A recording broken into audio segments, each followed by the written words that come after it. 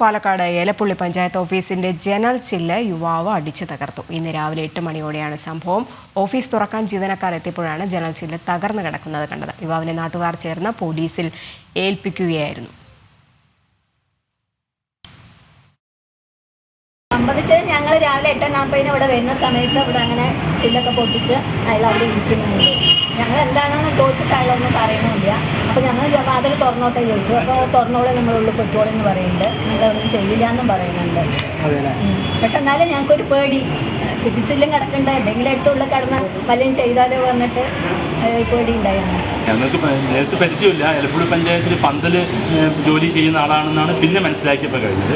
എൻ്റെ വീടിൻ്റെ അടുത്തുള്ള ലതാ പന്തലുണ്ട്, അവൻ്റെ കൂടെ ജോലി എടുക്കാൻ വന്നതാണ്. ഇന്നലെ മുതൽ അവന് ബുദ്ധിമുട്ടാണ്. മോനെ ഞാൻ വിളിച്ച് സംസാരിച്ച് മോൻ പറഞ്ഞു ഇന്നലെ തൊട്ട് അവന് ഇതുവരെ എൻ്റെ കൂടെ പണിയെടുത്തതാണ്. ഇന്നലെ തൊട്ട് അവന് ഇത്തിരി പ്രശ്നമുണ്ട്. ഇന്നലെ ഞാൻ വീട്ടിൽ കൊണ്ട് 2:30 കൊണ്ട് വിട്ടിട്ട് വന്നാണ്. വീണ്ടും രാവിലെ അടിച്ച് വന്നിട്ടാണ് ഇതൊക്കെ ചെയ്തത്. സോണൽ കൃഷ്ണയുണ്ട്.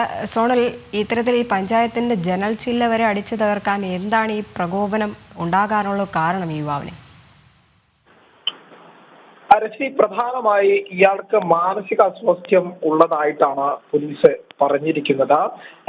പഞ്ചായത്ത് ഓഫീസിന്റെ ജനൽ ചില്ല് ഏകദേശം രാവിലെയോടെ തന്നെ അടിച്ചു തകർത്തിട്ടുണ്ട്. 8 മണിയോടുകൂടി സംഭവം ഉണ്ടായിട്ടുണ്ട് എന്നുള്ളതാണ് ആ പരിസര പ്രദേശത്തെ ആളുകൾ പറയുന്നത്. 8:45 ആകുമ്പോഴേക്കും ആ പഞ്ചായത്തിലെ ജീവനക്കാരെത്തിയപ്പോൾ ഇത് തകർത്ത് ഇയാൾ ഇരിക്കുന്നതാണ് കാണുന്ന ഒരു സ്ഥിതിയുള്ളത്. എന്നാൽ ആദ്യഘട്ടത്തിൽ വനിതാ ചുമതലക്കാരുൾപ്പെടെയുള്ളവർക്ക് ഭയമുണ്ടായിരുന്നു. പിന്നീട് നിങ്ങളൊന്നും ചെയ്യില്ല എന്ന് ഇയാൾ പറയുന്നുണ്ടെങ്കിൽ പോലും തങ്ങൾക്ക് ഭയമുണ്ടായിരുന്നു എന്നുള്ളതാണ് നമ്മളോട് പ്രതികരിച്ച ജീവനക്കാരി ശോഭന ഉൾപ്പെടെ പറഞ്ഞിട്ടുള്ള ഒരു പ്രധാനപ്പെട്ട കാര്യം.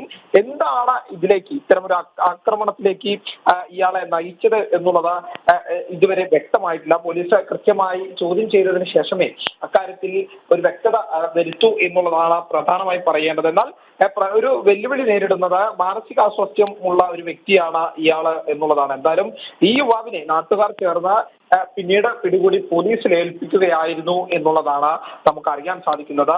എന്തായാലും ഓഫീസ് തുറക്കാൻ ജീവനക്കാർ എത്തിയപ്പോൾ ജനച്ചിലെല്ലാം പൊട്ടിക്കിടക്കുന്ന കാഴ്ച തന്നെയാണ് കണ്ടത്.